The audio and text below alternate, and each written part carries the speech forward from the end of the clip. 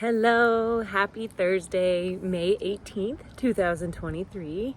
I hope your day is going well. I am here to talk a little bit more about the combination we already spoke to yesterday, and that is Jupiter squaring Pluto. It's a big one, friends. This is actually one of the biggest transits of the year.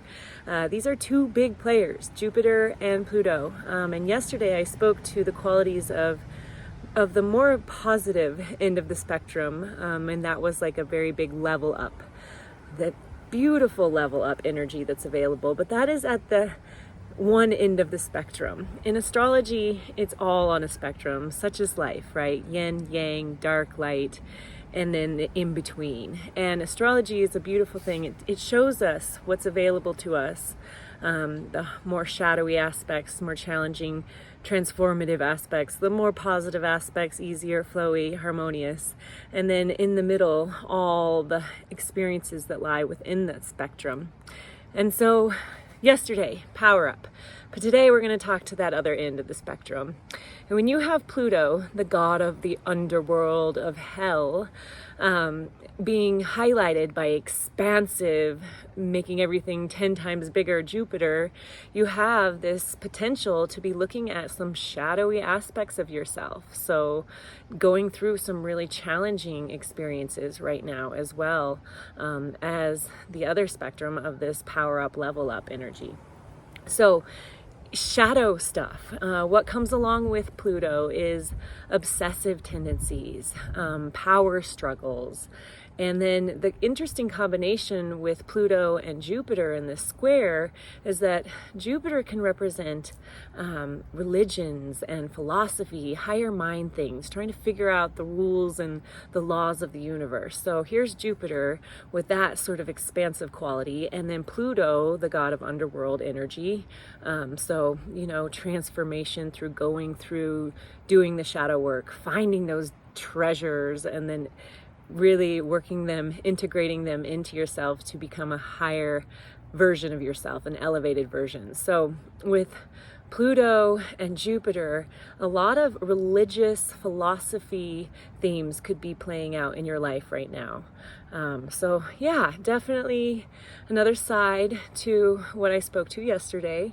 And again, this is happening until the 21st of May. So this big transit where we have both of these big players at 0 degrees is holding strong until the 21st.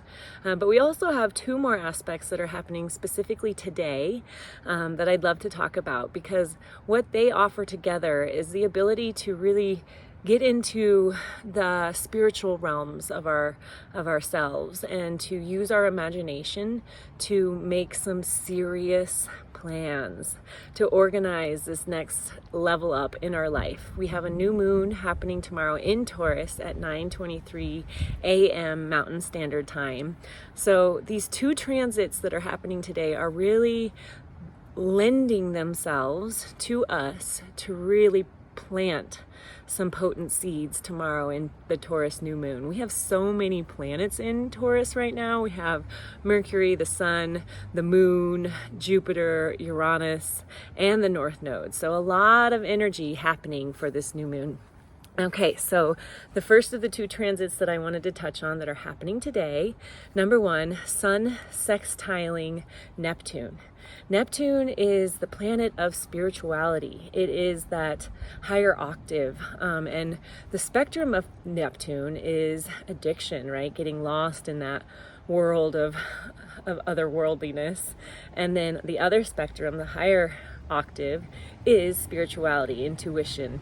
So with the sun highlighting Neptune today in a positive aspect, a sextile, we're really able to tune into our psychic abilities, into our intuition, and use our imagination. So imagination, friends, is the closest thing we have to divinity. Everything starts first in thought form and then comes into this physical reality. So being able to use this aspect of sun sextiling Neptune to get into those manifestation skills, right? So visualizing, feeling, letting your senses act as if you are experiencing what you want to level up into. So it's a great time to use visualization techniques, to manifest your next chapter. All right, and then the second aspect that I want to talk to is Mercury sextiling Saturn. Mercury is in Taurus, like I already said, and then Saturn is in Pisces. So you have two feminine signs, this very much yin receptive energy happening in a positive aspect, again, another sextile. And what this one is beautiful for is Saturn is our taskmaster. He wants us to get organized. He wants us to make a plan. And when he is making a positive aspect to our planet of Mercury, Mercury is communication. It's how we think. It's how we analyze. So this is a really beautiful aspect for like putting together a plan, making communication happen, using your best judgment, your organizational skills. It is definitely a beautiful aspect to share in with that Neptune and Sun. So allowing your intuitive self to get into this plan making skills to really, really plant some potent seeds for tomorrow's new moon. Whew, friends. It has been fun getting to hang out in the YouTube land with you. I know my videos are not so super fancy and there's no intro video and blah, but those were all excuses for so many years for me to not do this. So I've just decided that, you know what, life's too short. Why get all fancy? Just do the things. So, you know, think about it. What do you want to do? Visualize it and just do the things, friends. Maybe it's not as fancy as you would have hoped, but you know what? I'm doing it, and I hope you do it. So use these energies, use this new moon. Let's plant some seeds together. I'll see you tomorrow. Mwah.